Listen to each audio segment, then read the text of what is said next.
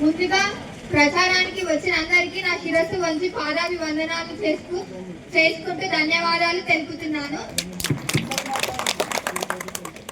కట్టెల గుర్తుకే మన ఓటు. ముందుగా ఎందుకంటే మనం కట్టెల గుర్తుకు ఎందుకు గెలిపించాలంటే అన్న 2 సంవత్సరాలుగా మనకు సర్పంచ్ లేడు. కానీ సర్పంచ్ చేసే పనులన్నీ మన వెంకట్రామరెడ్డి అన్న చేశారు. సీసీ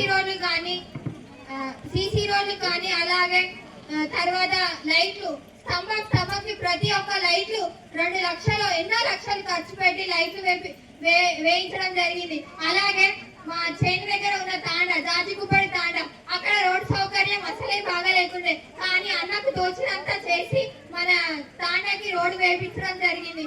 అలాగే మనకి చర్చ్ దగ్గర రోడ్ సగంలోనే ఆపివేయడం జరిగింది. కానీ మన వెంకటరామరెడ్డి అన్న అది కూడా అన్న చేపట్టి రోడ్డు కూడా వేయించడం జరిగింది.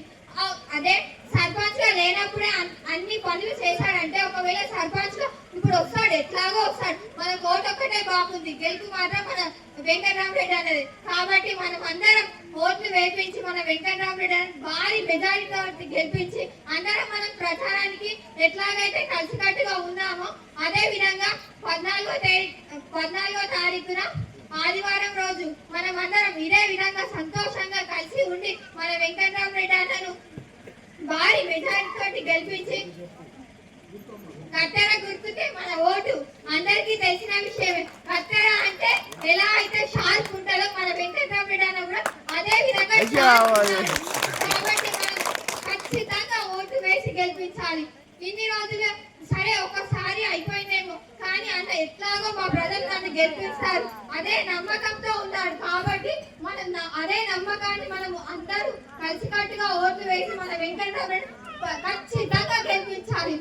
ఒక బాధ అంటే నేను బాధతోనే చెప్తున్నా, ఏదో అవమానించాలని చెప్పలేను. మా డాడీ చనిపోయి 4 సంవత్సరాలు అయింది. ఇప్పటికీ మా మమ్మీకి పింఛన్ రాలేదు.